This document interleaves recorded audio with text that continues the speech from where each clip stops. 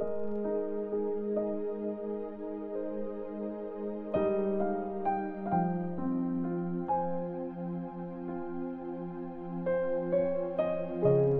Corinthians chapter 12. Mga gifts ng Holy Spirit. Mga kapatid, tungkol naman sa mga spiritual gifts, gusto kong malaman nyo ang totoo tungkol dito. Alam nyo, nung hindi pa kayo naniniwala sa Diyos, natangay kayo sa mali, sumamba kayo sa mga Diyos-Diyosang walang buhay. Gusto kong malaman nyo na kung nililid ng Espiritu ng Diyos ang isang tao, hindi niya masasabing sinusumpa ko si Jesus. At kung hindi siya ginaguide ng Holy Spirit, hindi niya kayang sabihin Panginoon si Jesus. Maraming klase ang mga spiritual gifts, pero iisa ang Holy Spirit na nagbibigay ng mga yon.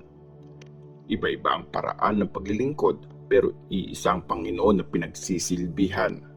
At iba-iba rin ang kakayahan para magawa ito, pero iisa ang Diyos na nagbibigay ng kakayahan sa lahat. Para sa ikabubuti ng lahat, binigyan ng bawat isa ng proof na nasa Kanya ang Espiritu. Merong nakakapagsalita ng may karunungan, yung iba naman kaya magsalita ng may kaalaman, at sa iisang Espiritu galing ang mga gifts na ito. Ang Espiritu ding yon ang nagbibigay ng faith sa isang tao. At sa ibang tao naman, ang gift para magpagaling. May binibigyan ng Espiritu ng kapangyarihang gumawa ng mga himala. At sa iba naman, kakayahang i-preach ang mensahe ng Diyos. May binibigyan ng kakayahang malaman kung alin ang galing sa Holy Spirit at alin ang hindi. Meron namang binigyan ng gift ng speaking in tongues. At sa iba, ang kakayahang mag-explain ng mga sinabi nung nag-speak in tongues. Pero iisa ang Espiritu na gumagawa ng lahat ng ito. Siya ang nagbibigay ng iba't ibang spiritual gift sa bawat tao, ayon sa desisyon niya. Iisa ang katawan pero maraming parts. Si Christ ay parang isang katawan na maraming parts. Kahit maraming parte ang katawan, iisang katawan pa rin yan. Ganon din, tayong lahat, mapa-Jews o Gentiles, mapaalipin o malaya, binaptize tayo ng Espiritu para maging isang katawan at pinainom tayong lahat ng iisang Espiritu.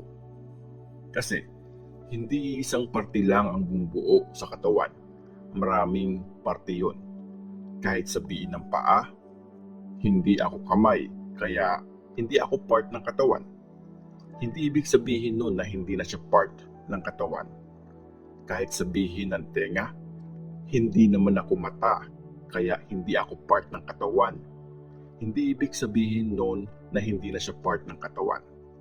Kung puro mata lang ang buong katawan, paano yun makakarinig?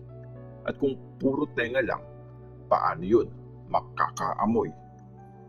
Pero nilagay ng Diyos ang iba't ibang parte ng katawan sa paraan na gusto niya. Kung pare-pareho ang lahat ng parte, hindi yan katawan.